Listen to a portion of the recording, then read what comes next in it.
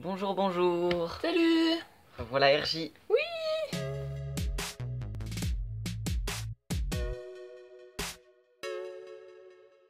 Ok, le sujet de la semaine c'est est-ce que la transition est pour toujours?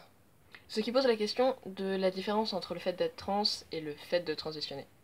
Alors, être trans, c'est plutôt l'état de non-cis, de non-reconnaissance entre notre genre d'assignation et notre genre actuel.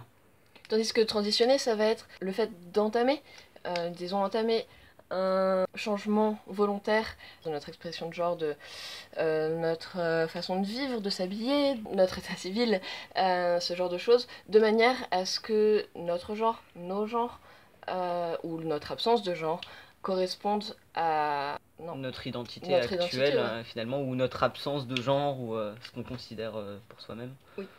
Être trans, ça peut amener à la transition, c'est d'ailleurs le moteur d'une transition, mais on peut être trans et ne pas transitionner parce qu'on veut pas ou qu'on peut juste pas. Mais est-ce qu'on peut considérer à un moment que notre transition est terminée? Alors, il y en a qui considèrent que oui, à partir du moment où la personne a fait les chirurgies qu'elle voulait, le traitement hormonal, qu'elle a changé son nom, son état civil, etc. Et qui considèrent qu'à partir du moment où tout ça est réglé, la transition est considérée comme terminée. C'est un peu le moment où la personne se sent bien dans son corps, dans son genre, se sent elle-même terminée en fait. Comme si au début elle était pas comme elle voulait et que l'état actuel d'une transition terminée c'est exactement ce que la personne souhaitait être et souhaitait être vue, qu'elle peut continuer sa vie telle qu'elle est aujourd'hui, quoi. Ok. Il y a même des personnes qui se considèrent comme cis à partir du moment où la transition est terminée avec la chirurgie génitale, parce qu'elles pensent qu'être cis est simplement la correspondance entre l'état de l'organe sexuel et l'identité de genre. Ces personnes ne se considèrent alors plus comme trans. Or, la transitude est fondée sur la non-correspondance avec l'assignation de naissance et non le sexe actuel. Avoir transitionné et ne plus se dire trans, c'est incohérent, à moins d'avoir détransitionnés. Et il y en a qui considèrent qu'une transition c'est le parcours d'une vie entière et qu'elle est jamais vraiment terminée, qu'il y a toujours des petites choses à changer, que la transition ça représente notre vie. C'est totalement mon avis et j'ai l'impression que moi personnellement ma transition sera jamais terminée, même si j'ai réalisé mon changement d'état civil, de prénom, que j'ai eu les chirurgies que je souhaitais et je considérais même pas que ma transition est totalement terminée. Bah c'est au jour le jour, puis enfin je sais pas, les personnes non binaires par exemple, va faire inscrire sur ton état civil que tu es de genre neutre. Pour l'instant c'est pas tellement possible. C'est pas tellement possible, et puis enfin étant donné que dans la les mœurs sociales en général, c'est pas possible d'identifier une personne comme étant non-binaire. Mais la non-binarité n'existe pas, voyons. Oh, c'est ça.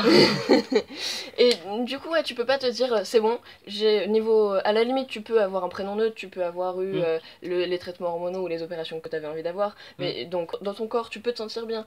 Mais dans le regard des gens ou sur tes papiers, ouais. Tu peux si juste t'es agent, pas par exemple, terminer.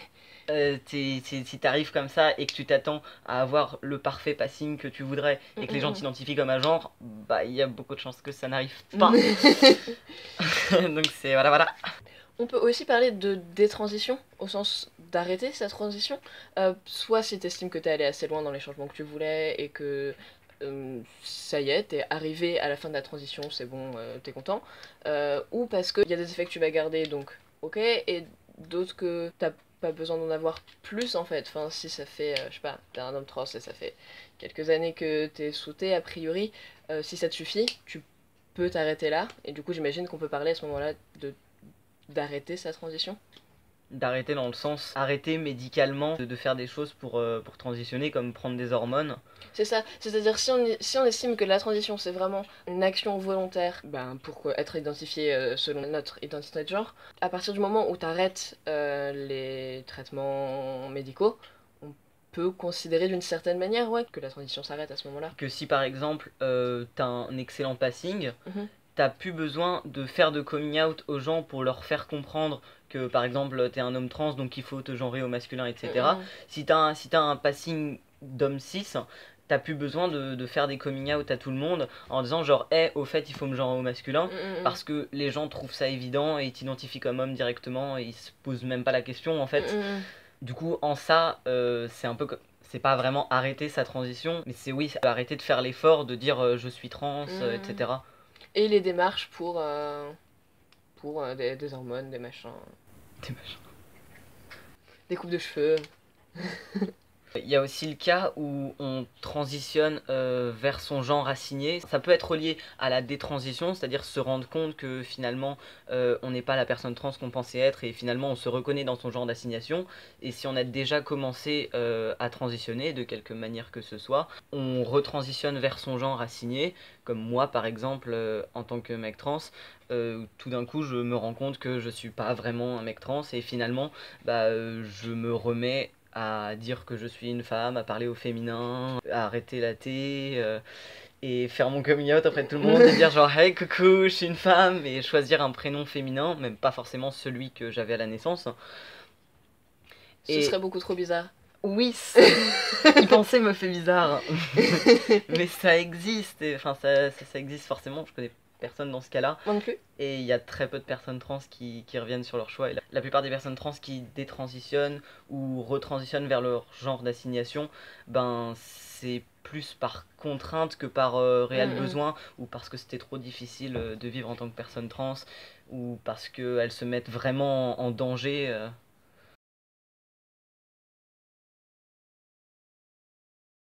Et il y a le cas aussi des personnes intersexes qui, du coup, selon leur assignation qui a été arbitraire, à la puberté, ça a pu faire totalement autre chose, et après, elles se rendent compte qu'elles sont trans, et du coup, il y a des tas de cas de personnes intersexes où c'est possible que la personne se mette à transitionner vers son genre sur sa carte d'identité, mais qui n'est pas le genre que les autres perçoivent. Ok, du coup, ouais, voilà, ce seraient des personnes qui effectivement transitionneraient vers leur genre assigné, mais ce serait quand même sortir du droit chemin, parce que c'est pas comme ça qu'elles seraient perçues en fait. Ça, c'est quand même considéré comme une transition, mais du coup, vu que c'est des personnes intersexes et que la science est extrêmement chelou et qu'on donne arbitrairement des assignations, du coup forcément on se retrouve avec des cas comme ça alors que ça n'a pas lieu d'être. Non, finalement. On devrait même pas assigner de genre, ce serait tellement plus simple, surtout dans ces cas-là. Tu peux aussi avoir envie de retrouver certaines caractéristiques physiques que t'avais pas du coup avant la transition. Par exemple, si t'as commencé les hormones depuis un certain temps, mais qu'il y a des trucs dont tu voudrais bien que ça revienne à comme c'était avant que tu les prennes, sachant que tous les effets ne sont pas irrémédiables, c'est possible de revenir en arrière en quelque sorte. Oui, il y a des changements qui sont pas définitifs et qui partiront en arrêtant les hormones finalement. Mais après, ça concerne pas la majorité des changements en vrai. Non, certes. Quand on y pense. Après, ça dépend des hormones aussi que tu prends. Oui, et de ta sensibilité. Oui, du temps pendant lequel tu les as prises, et des doses, et tout, etc. Mais en même temps, c'est aussi très difficile de faire comme si de rien n'était. Même si tu détransitionnes, c'est difficile de faire comme si il s'était jamais rien passé. La transition, c'est quelque chose de tellement grand, de tellement gros comme décision, surtout si t'as fait ton coming out auprès de tout le monde, c'est difficile de faire comme si c'était un passé et comme si t'avais été toujours cis en fait. C'est difficile. La différence entre la transition et le fait d'être trans peut amener à une certaine confusion. J'ai commencé à transitionner en août dernier, plus ou moins. Mais j'estime pas avoir commencé à être trans en août dernier, c'est d'où le plus ou moins. Finalement, le moment chez les êtres humains de la construction genrée est quand même assez flou. Enfin, voilà, le genre est une construction sociale. Oh, sérieux? Et c'est compliqué de savoir exactement quand ça a commencé parce que j'ai des souvenirs depuis vraiment très gamin où, évidemment, j'étais un garçon. Et puis après, on m'a expliqué que non. Du coup, mais voilà, des trucs qui reviennent un peu comme ça toute la vie, et finalement, voilà, va mettre un début précis. Moi, j'en suis pas capable. Ouais, le début de être trans est aussi flou que le début de être une identité de genre. Oui. En fait. Oui, c'est ça, c'est que tu commences à être trans à partir du moment où tu commences à t'identifier au genre qui est le tien et pas à celui qui t'a été assigné. Et ce moment-là, il y a des gens qui savent très bien c'était ce jour-là.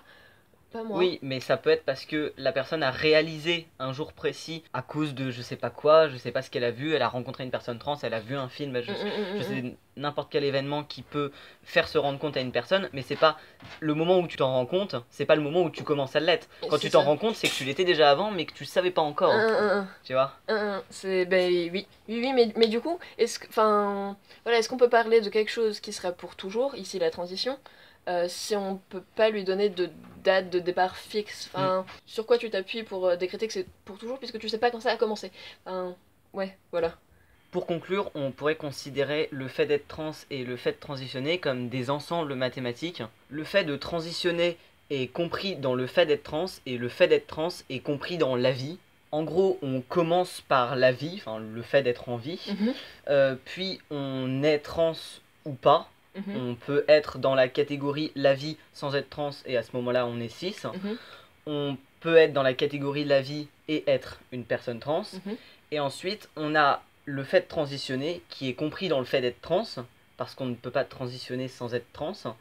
Et du coup on peut se placer seulement dans la vie et être trans, donc c'est-à-dire être trans et ne pas transitionner ou ne pas avoir encore transitionné, comme par exemple quand j'étais petit, je considère que j'étais déjà une personne trans, mais j'avais pas commencé ma transition.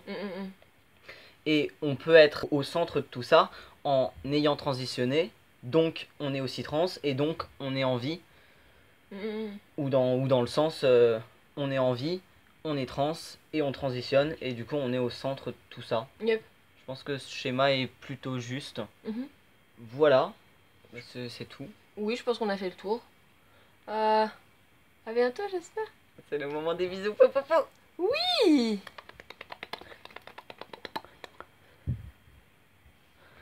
On est super viril et tout. Chouflex. Chouflex.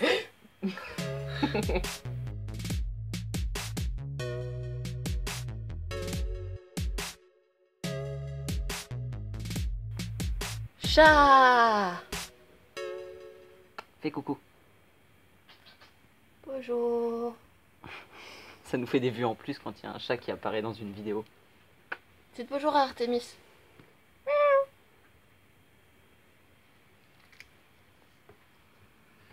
Elle veut trop se barrer.